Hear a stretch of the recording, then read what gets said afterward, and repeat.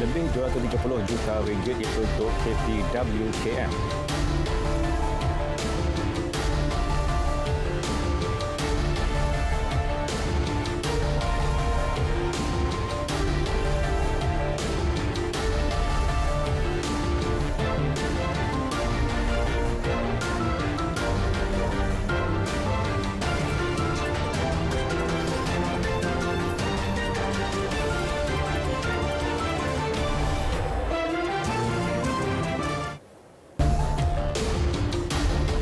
Assalamualaikum, salam sejahtera. Berita tengah malam bersama saya Muhammad Shah Musa.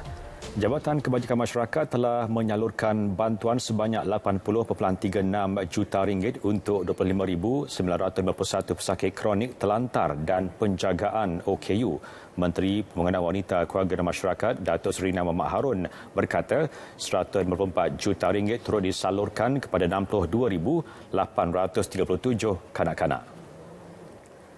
Jelasnya, selain wang tunai dan barang keperluan asas, golongan ini turut memerlukan sokongan emosi.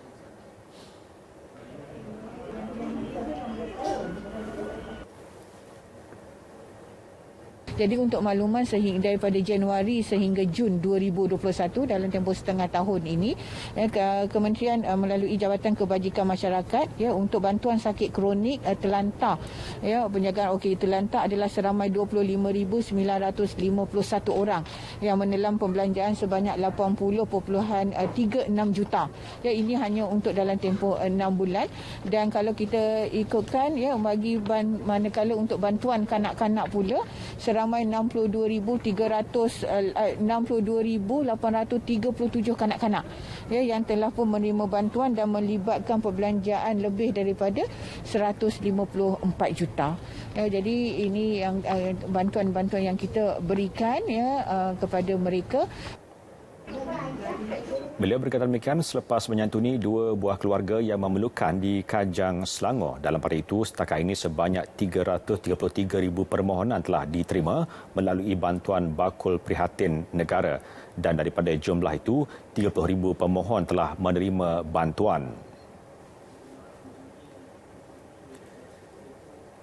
Seiring 2 dekad penubuhannya, Universiti Malaysia Perlis UNIMEP menyediakan dana 2.5 juta ringgit untuk penyelidikan, inovasi dan pengkomersialan projek.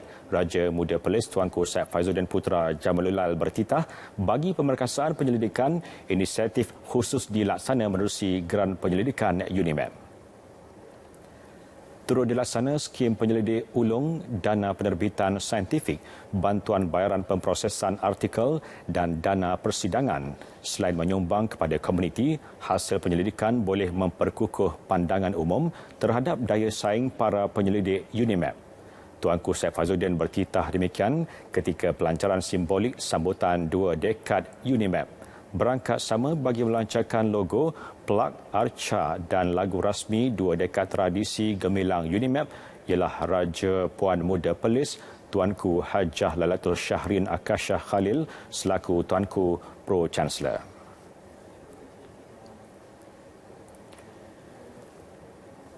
Perintah Kawalan Pergerakan diperketatkan. PKPD dilaksanakan di 34 lokaliti di Sabah, Kelantan, Johor, Sarawak dan Pahang bermula Khamis ini hingga 11 Ogos depan.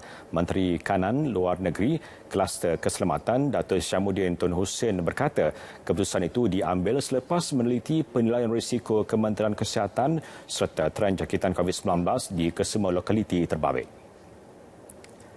Beliau memaklumkan 27 lokaliti di Sabah yang dikenakan PKPD membabitkan 11 di Kota Kinabalu, Sabah. Selain itu, 8 lokaliti di Penampang, Sabah turut dikenakan PKPD. 4 lokaliti lagi di Beaufort dan 3 lokaliti di Tawau. Sementara itu, 1 lokaliti masing-masing di Tanah Merah, Kelantan melibatkan Ladang Kerila dan Maran Pahang turut dikenakan perintah sama melibatkan Felda Jengka 7. 2 lokaliti melibatkan negeri Johor di Asrama Pekerja Tapak Bina Taman Bukit Perdana Keluang dan Kampung Pertanian dan Kampung Separa Mukim Senai Kulai. Dalam perkara berkaitan, Datuk Seri Syamuddin turut memaklumkan 5 PKPD ditamatkan sebentar tadi.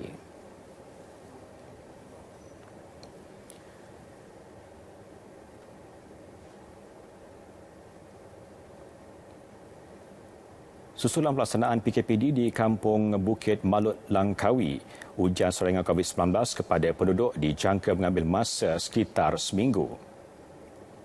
Menurut Pegawai Kesihatan Daerah Langkawi, Dr. Mansur Ismail, ujian saringan digerakkan 50 petugas Kementerian Kesihatan.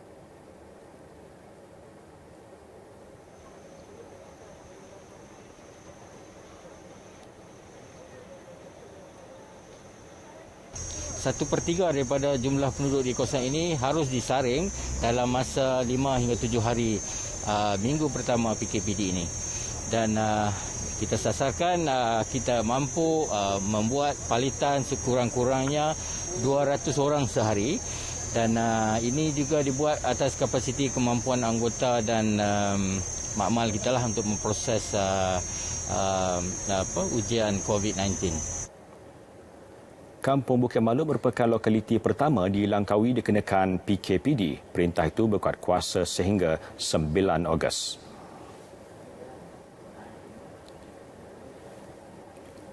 Perkembangan COVID-19 dalam negara. Kes baru COVID-19 merekodkan 16,117 dengan Selangor terus menyumbang kes tertinggi iaitu 6,616.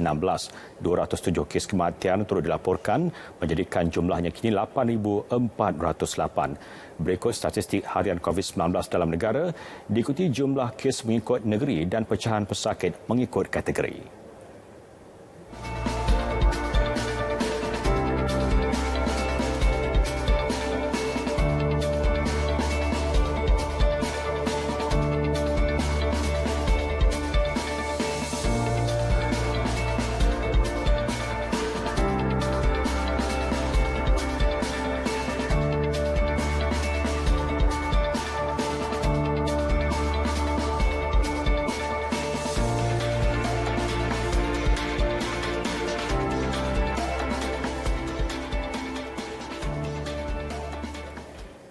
(521,923) dos vaksin COVID-19 diberikan pada 26 Julai. Ini menjadikan jumlah kumulatif pemberian vaksin 17.83 juta dos. Daripada jumlah itu, 5.7 juta orang telah melengkapkan dos kedua masing-masing. Kita ikuti data harian vaksinasi di Malaysia mengikut negeri. Seorang lelaki yang disahkan positif COVID-19 ditemui meninggal dunia di kediamannya di Kampung Kenangan, Tun Said Nasir, Tangkak, Johor siang tadi. Mangsa berusia 50 tahun sedang kuarantinkan diri ditemui anak saudaranya ketika menghantar bekalan makanan. Difahamkan anak saudaranya melihat mangsa sudah terbaring tidak sedarkan diri melalui tingkap selepas menyedari bekalan makanan dihantar sebelum ini tidak diambil. Nyataan Ketua Balai Bomba dan Penyelamat BBP Tangkak, penolong penguasa bomba Rafiah Aziz menyebut 2 jentera dan 2 unit bermotor dari BBP Muar dengan 13 anggota dihantar ke lokasi. Mangsa disahkan meninggal dunia dan positif COVID-19. Masih di Johor, seorang wanita dan bayi berusia 6 bulan maut dalam kemalangan melibatkan 2 kenderaan di kilometer 21 Jalan Renggam, Simpang Renggam, Keluang, manakala suaminya dan seorang lagi penumpang wanita cedera. Ketua Polis Daerah Keluang Asisten Komisioner Lau Hang Seng menerusi kenyataan memaklumkan siasatan mendapati kereta dipandu suami mangsa menuju Simpang Renggam ketika hujan. Dia cuba memintas lori di hadapannya semasa menuruni bukit sebelum bertembung dengan kereta dari arah bertentangan. Kemalangan menyebabkan mangsa 35 tahun dan bayi perempuannya maut di lokasi kejadian. Kesemua yang lain dihantar ke Hospital Keluang untuk mendapatkan rawatan. 6 anggota Balai Bomba dan Penyelamat Renggam bersama sebuah jentera digerakkan ke lokasi kejadian. Kes disiasat mengikut Seksyen 41-1 Akta Pengangkutan Jalan 1987. Bertemu kembali. 2 beradik ditahan pihak polis selepas dilaporkan bergaduh sehingga bersenjatakan parang. Dipercayai masalah hutang menjadi punca pergaduhan. Ketua Polis Daerah Kuala Muda SCP Azli Abu Shah menerusi kenyataan berkata pihaknya menerima laporan berhubung pergaduhan itu di sebuah kedai bunga. Kedua-duanya tidak mempunyai rekod lampau jenayah dan keputusan ujian saringan awal air kencing mereka juga didapati negatif. Dua beradik itu kemudiannya dibebaskan dengan jaminan polis atas faktor kesihatan. Kes disiasat mengikut Seksyen 323 Palang 506 Kanun Kesesaan kerana kesalahan menakutkan secara jenayah. Terdahulu, rakaman video berdurasi 3 minit memaparkan insiden pergaduhan itu turut tular di media sosial.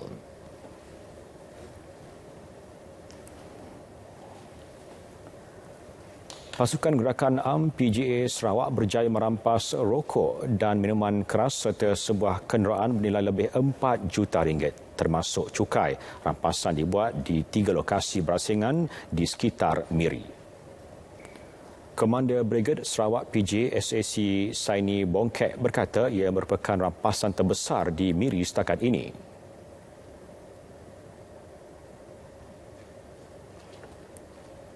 Ya. Untuk tempoh ini dan terbesar di Miri lah. Siapa kita dah capai 4 juta lebih. Sebelum ni kita dapat tapi kita sampai lagi jumlah itu. 3 lelaki warga negara tempatan yang merupakan penjaga stor di lokasi serbuan turut ditahan.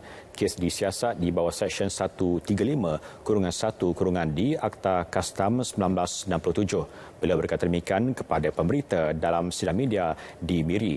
Sementara itu, beliau turut mendedahkan PGA Sarawak menerusi Oblibas berjaya menumpaskan kegiatan pembalakan haram di sebuah kawasan pembalakan Sekau, Ulu Oya, Selangau, Sibu.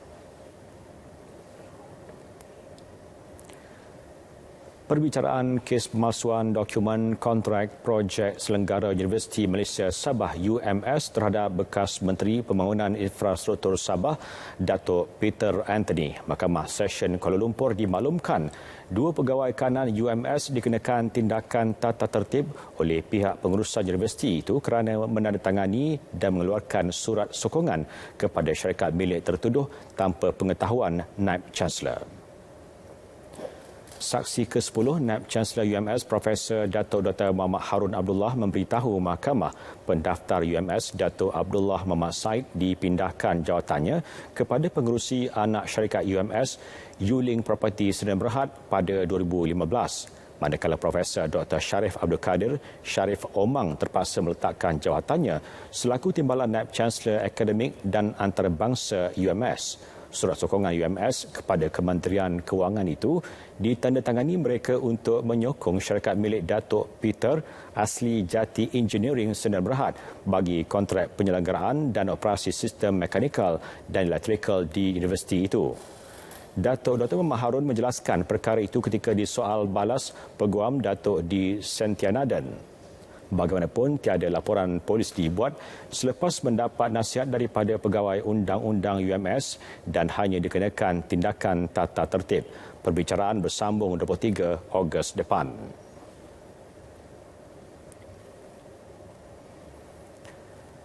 Felda Wilayah Terengganu memperuntukkan lebih RM60,000 bagi mengagihkan bakul makanan di 4 kawasan Felda yang dikenakan PKPD sejak Februari lalu. Pengurusnya Muhammad Helmi Fahzan Abdul Wahab berkata sehingga kini sebanyak 1,230 bakul makanan diagihkan kepada ketua isi rumah peneroka termasuk pekerja. Penerima manfaat melibatkan Felda Tersat Hulu Terengganu, Felda Tenang dan Selasih Besut dan terkini di Felda Neram 2 Kemaman.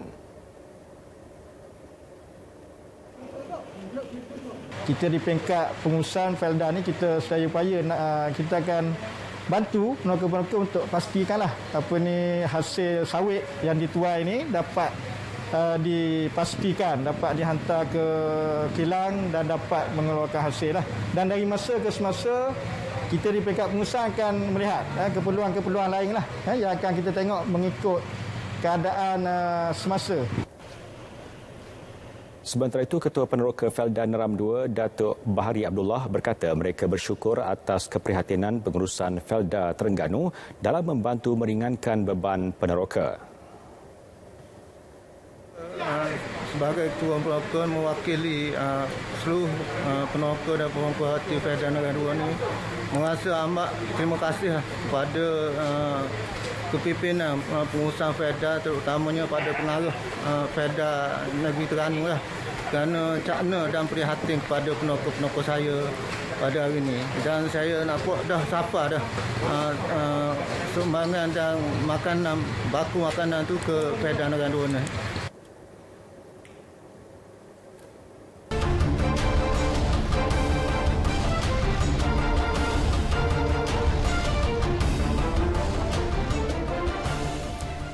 Perkembangan sukan, bergu lelaki nombor 1 negara Aaron Chia Soh Woo Yik mengesahkan tempat ke suku akhir selepas menundukkan pasangan Kanada Jason Ho-Shu Neil Yakura straight set 21-15, 21-13 dalam masa 33 minit pada aksi terakhir kumpulan D. Kemenangan itu sekaligus memberi gambaran awal pemburuan pingat dalam acara badminton semakin hampir untuk direalisasikan. Set pertama, Aaron Chia Soh Woo Yik pantas berada di depan buat seketika sebelum dikejar pasangan muda Kanada ini untuk mengikat kedudukan 11 sama.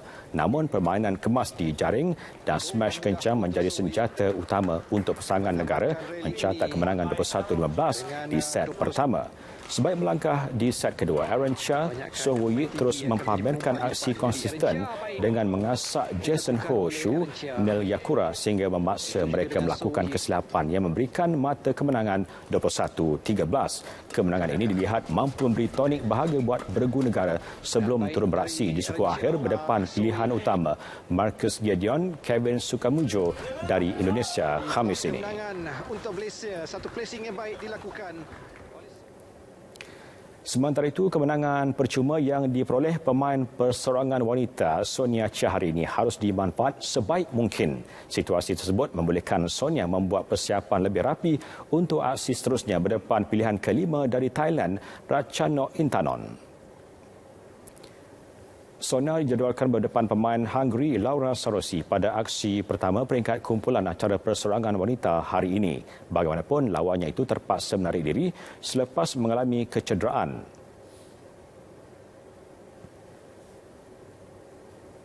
I mean, it's good to... I feel I would like to win the match, but not...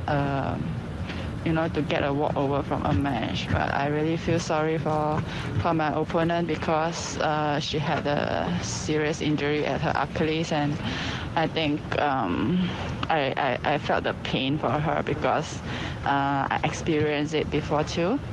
So basically now I'll take it positively. I'll rest myself up, prepare myself well, and looking forward for the match tomorrow.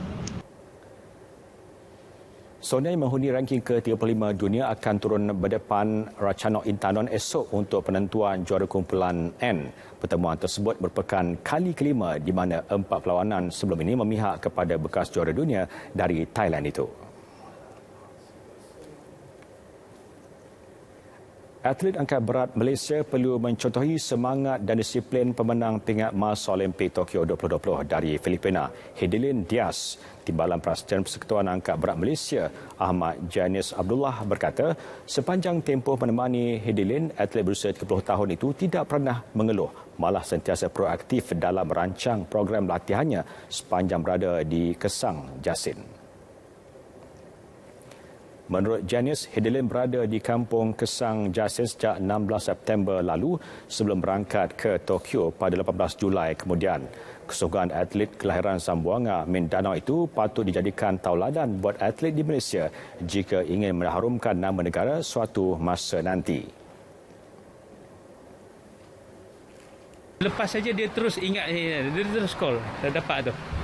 Jadi seolah-olah walaupun mungkin lepas sebelum tu dia ada call mak bapak dia di Filipina ke apa ke, tapi dalam masa sama kita terharu juga lah pasal dia terus teringat kat sini.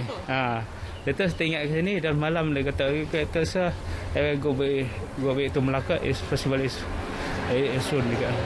Pasal negara dia pun nak letakkan harapan tinggi kepada dia. Ni ada yang terakhir untuk Olimpik kalau ni, tapi kalau tengok macam mana itu dia sehabis daya tu. Beliau berkata demikian ketika ditemui pemberita di Kampung Kesang Jasin.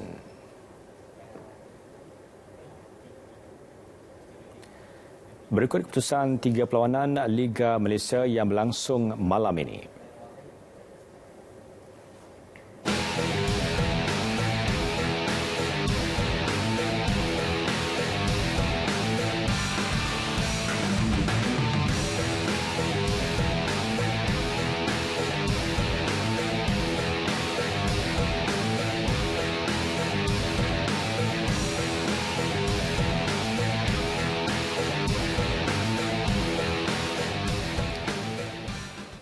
Berita tengah malam berakhir di sini. Lindung diri, lindung semua. Assalamualaikum dan salam hormat.